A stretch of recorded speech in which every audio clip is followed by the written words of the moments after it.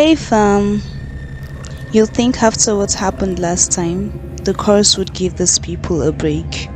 But nope, David's back, gripping the wheel, haunted by regrets, and Sujin, she's caught somewhere between here and something far darker.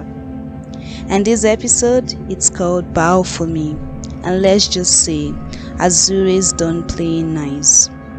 So light a candle if you must, hold someone if you can, and settle in. Because what waits in the basement of that house doesn't just want to be seen, it wants to be worshipped.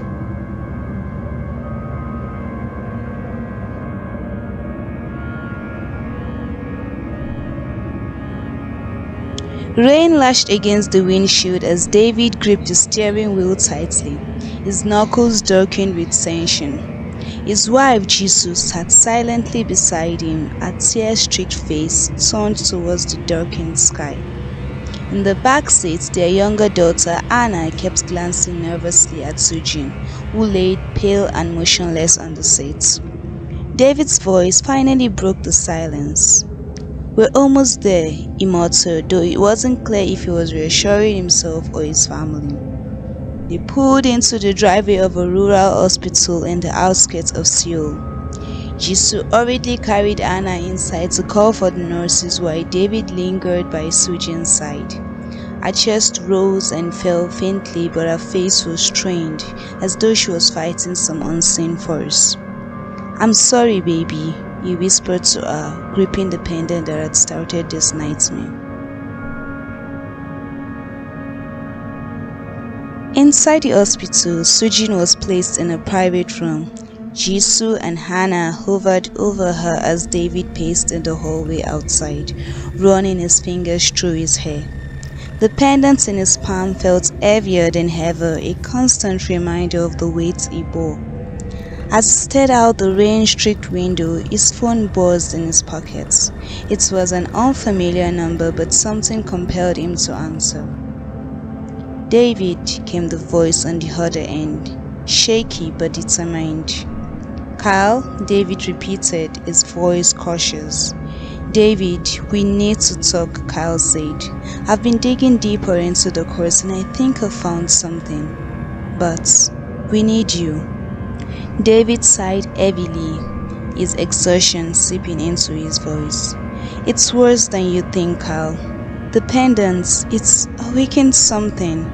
My daughter, she's in a coma, but it's like she's somewhere else. I couldn't save her at the priestess. We are at the hospital." A heavy silence hung between them before Kyle responded. "Then we have to act fast.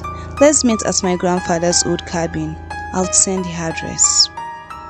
The next day, David flew to the US with Anna, leaving Jisoo and Sujin in the hospital. During the 13 hours flight, David couldn't help but replay the events that had led them to this point.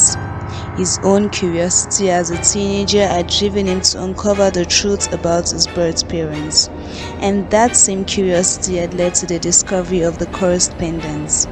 Now his daughter was paying the price for his actions. Upon arrival at the airport, Kyle picked him and Hannah up and they drove immediately to the cabin.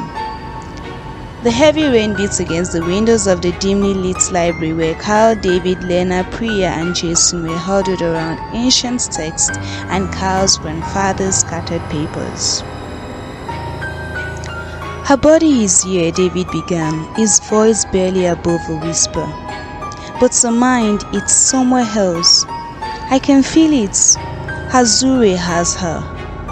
Lena placed a comforting hand on his shoulder. "We'll find a way, David. We've come this far and we won't stop now." Jason, who had been silent, suddenly spoke. "There's something here." He pointed to a drawing in one of the books, a symbol etched into the floor of the house's basement, surrounded by jagged scripts. "It's a binding sigil. It looks like the anchor for Azure's connection to the curse. If we can destroy it..." Priya, seated next to Jason, spoke softly. "This is the only ritual that can ever sever Azure's old. But it's dangerous. It requires a direct confrontation with it and the destruction of the sigil. But getting into the house, Lena interrupted, wore a thick inner boom. It's alive! It won't just let us waltz in there and dismantle it. Kyle straightened, his jaw tightening. Then, we don't ask for permission. The house loomed before them like a dark sentinel.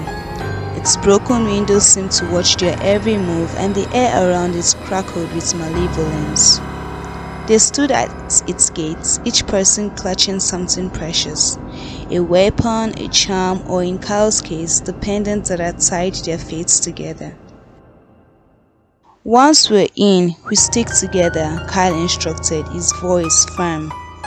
He looked at David, for Sujin, for all of us. The group nodded and stepped inside. The house greeted them with hostility. Walls shifted, doors slammed shut, and whispers echoed through the halls. It was as if the house itself was alive, and it wanted them gone. The sigil was in the basement, but getting there meant navigating the intricate chaos of the core structure. As they descended the creaking stairs, the whispers grew louder, forming words that sent chills down their spines. "You cannot win," the voice taunted, low and guttural. "Bow before me, and I may spare you." They ignored it, pushing onward.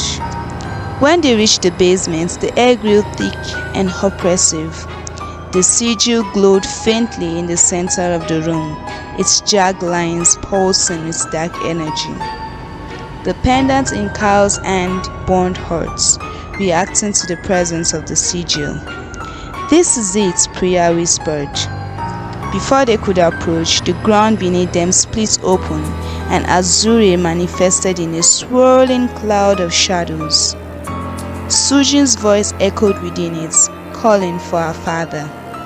"Daddy," her voice pleaded, "help me, please." David froze, torn between the urge to run to his daughter and the knowledge that it was a trick. "She's not in there," Kyle shouted. "Don't listen to it." Asurae laughed, a sound that made their bones ache. "You cannot win. The widow's vengeance fuels me. Her pain, her grief, they will never end." The group fought back, using their research and symbols of protection.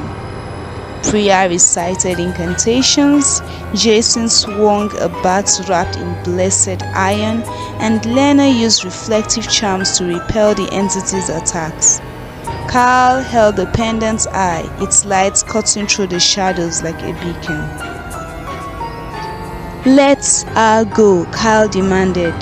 Asurae shrieked, retreating slightly but not without a cost. A tendril of shadow struck Jason, throwing him against the wall. He groaned, blood seeping from a gash on his forehead. "Jason!" Priya screamed, rushing to his side. The pendant's glow intensified and Sujin's voice emerged again, softer this time. "Daddy, I'm so scared." David stepped forward, driven by desperation. He plunged a blessed dagger into the sigil, fracturing part of it. Asurae howled in rage as it vanished and the house began to collapse around him.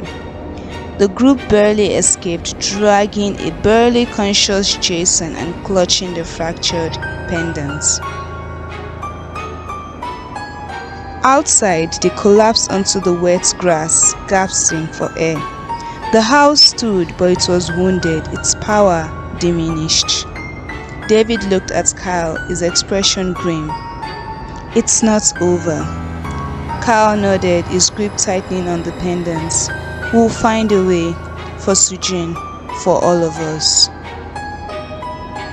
Back at the hospital, Sujin lay still in her bed, the room silent except for the rhythmic hum of the medical monitors. Her eyes suddenly fluttered open, and for a moment they glowed faintly with an eerie light, casting an unsettling aura across the room. the curse wasn't finished with them yet.